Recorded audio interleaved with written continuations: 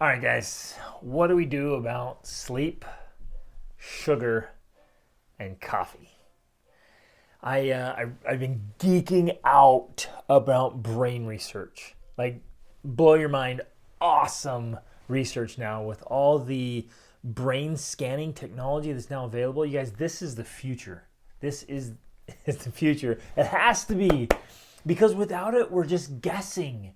We're just throwing darts in the dark, hoping that but we can help people with the things they're struggling with their psychological or emotional or their behavioral problems, right?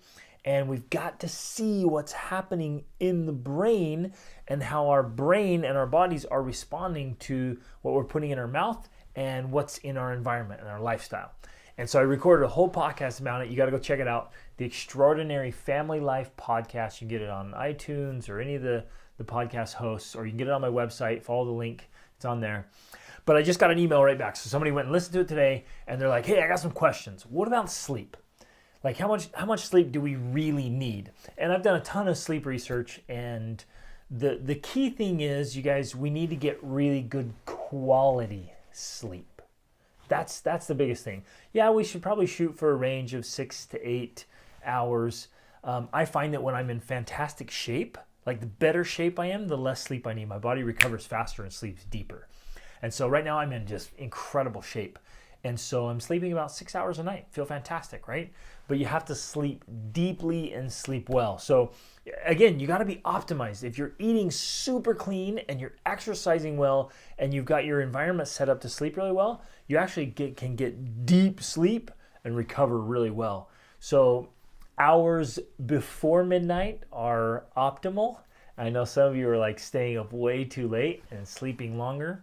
So if I'm trying to get to bed around 9:30 or 10 every night, and I've got my room blacked out and a little bit colder, really comfortable memory foam mattress and pillow, and bam, gonzo, except for when we have little kids that wake us up, like we did last night. Little Sanji, our 3-year-old, had a fever, and so she woke me up a couple times and then slept with her knee in my back most of the night, so I slept until 5.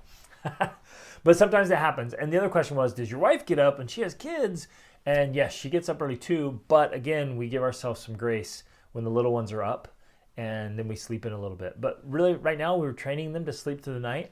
Oh, after 17 years, it feels awesome. So that's get really great quality sleep, you guys. That's super important. Key strategy here, this is work. I give this to all my clients. Get off your devices 2 hours before bed. Just don't do it. And that will help a ton. Dim your lights and so you start producing melatonin, which helps you sleep better. So dim all your lights a couple hours, maybe an hour before bed, dim your lights, and then do some reading and just kind of have some bedtime routines.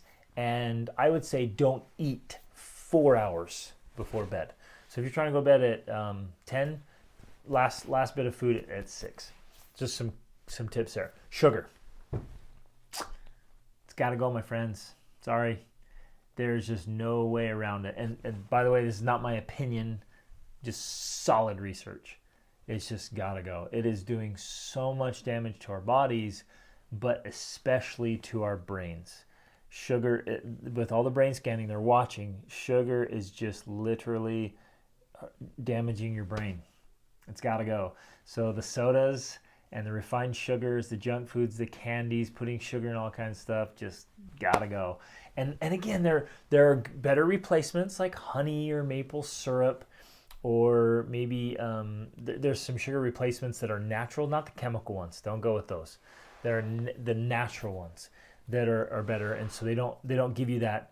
I think it's a glucose spike, right? They just don't have that spike, because like our food industry right now is what one brain doctor and specialist calls the biggest weapon of mass destruction, because it's highly processed, high glycemic, it's treated with pesticides, full of sugars, low fibers, low fat, which we need good healthy fats in our body, and it's packaged in plastic. It's like, that is a recipe for disaster.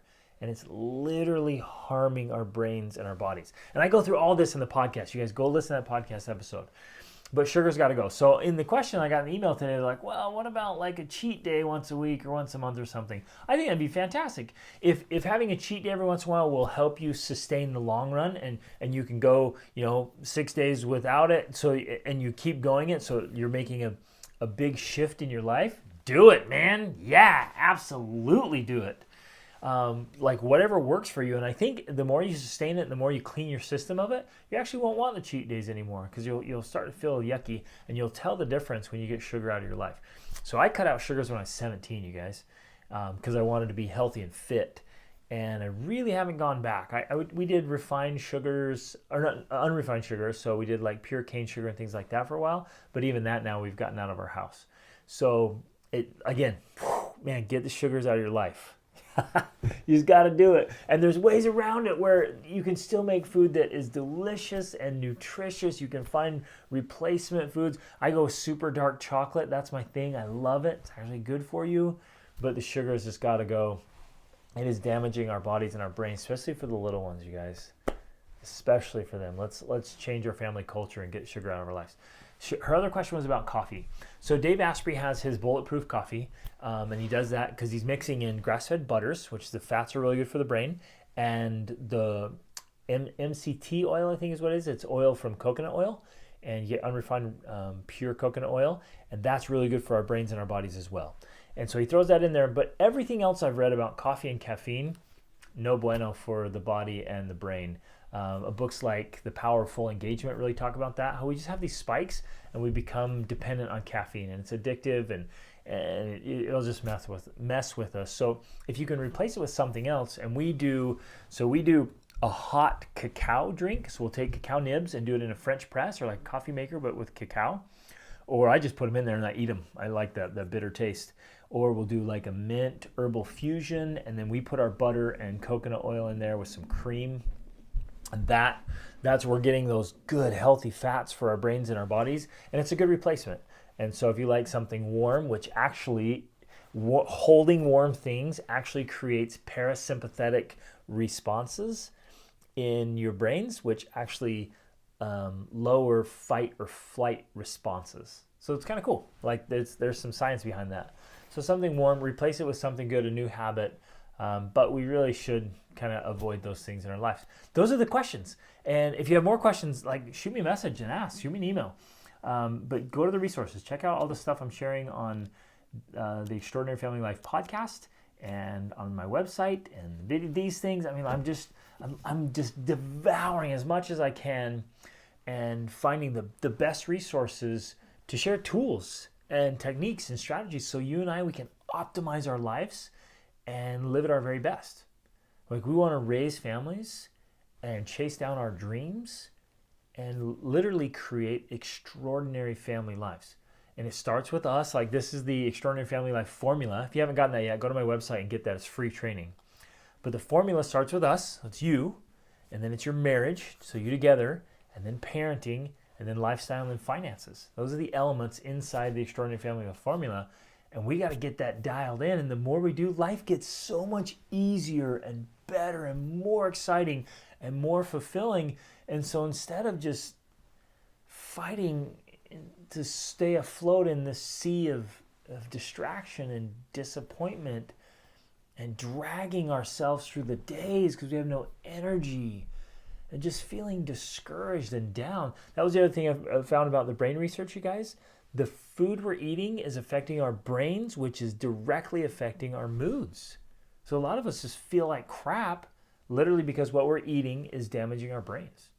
Like, so shift that up, learn about it, study it, listen to that podcast episode. Let's live fantastic lives, right? It's totally possible. Awesome is always an option. So let's make it happen. Reach upward.